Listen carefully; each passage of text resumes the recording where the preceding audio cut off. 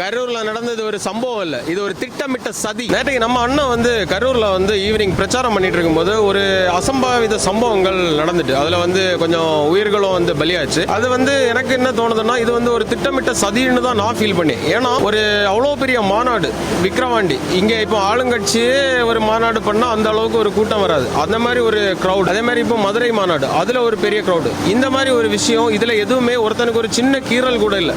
ஆனா இந்த ஒரு பிரச்சாரத்துல இவ்வளவு பெரிய விஷயம் நடக்குது. அப்போ நம்ம அண்ணா வந்து ஒரு இடத்த வந்து ஆராய்ச்சி பண்ணி இந்த இடத்துல மக்கள் ஃப்ரீயா நின்று பார்க்கலாமா அப்படின்னெல்லாம் நம்ம அண்ணா வந்து யோசித்து ஒரு பிளான் பண்ணி 2 இடத்த சொல்லியாங்க. நீங்க அப்ப என்ன பண்றீங்க, இந்த 2 இடத்தையும் கொடுக்காம அண்ணனுக்கு வந்து குறுகிய இடம் அப்படின்னா உங்களுக்கு ஆல்ரெடி தெரியும் தலைவனுக்கு எவ்வளவு ஆள் வரும், இந்த கிரௌடு வந்து இந்த மாதிரி கிரௌடு அந்த மாதிரி எல்லாமே உங்களுக்கு தெரியும். ஒரு இடத்துல வந்து நீங்க கொண்டு சந்த ரோட்ல கொண்டு விடுவீங்க, அங்க இருக்க மக்களுக்கு வந்து எங்கேயுமே மூவ் ஆகுக்கு கூட ஒரு டாட் கூட விஷயம் முடியல, அந்த மாதிரி ஒரு இடத்த நீங்க செலக்ட் பண்ணி கொடுக்குறீங்க. இதுதான் நீங்க அதிமுக வந்து இந்த மாதிரி ஒரு மாநாடோ இல்ல ஒரு மீட்டிங்கோ ஏதோ நடத்தினா அதிமுகக்கு நீங்க இதான் பண்ணுவீங்க, அதே மாதிரி தான் டிவிக்கு பண்ணுவீங்க. ஆனா டிஎம்கேக்கு மட்டும் என்ன, உங்க அப்பா வீட்டு சொத்தா அந்த இடத்துல நீங்க மட்டும்தான் ரவுண்டான பக்கத்துல வந்து மீட்டிங் போடலாம், அப்போ வந்து யாருக்கும் எந்த பாதிப்பும் இல்லை, எந்த பிரச்சனையும் இல்லை. ஆனா வந்து நம்ம தளபதியோ இல்ல வேற ஏதாவது கட்சி வந்து அந்த மாதிரி பண்ணா நீங்க இந்த மாதிரி ஒரு குறுகலான இடத்துல தான் கொடுப்பீங்க. இது வந்து தனி மனிதன் தாக்கம். நீங்க தளபதி விஜய் மட்டும் தான் அட்டாக் பண்ணுவீங்க. ஆனா நீங்க என்னதான் பயம் காட்டினாலும் பூச்சாண்டி காட்டினாலும் நம்ம தலைவர் வந்து பயந்து ஓடி ஆள் இல்ல. அது உங்களுக்கு 2026 தெரியும் அது என்ன மாதிரி கதை. என்ன விஜயை வந்து எங்கேயாவது கார்னர் பண்ணணும் இவங்க வந்து ரொம்பவே பிளான் பண்ணிட்டே இருந்தாங்க.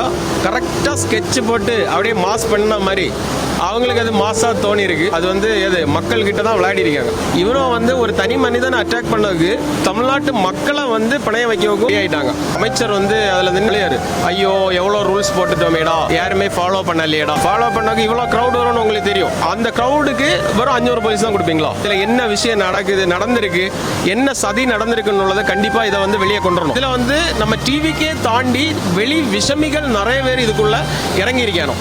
அப்ப இது வந்து ப்ரீ பிளான் ஆட்டு பக்கா ஸ்கெட்சோட பண்ண ஒரு விஷயம் தான் இந்த விஜய்க்கு மேல நடந்த இந்த ஒரு அட்டாக்.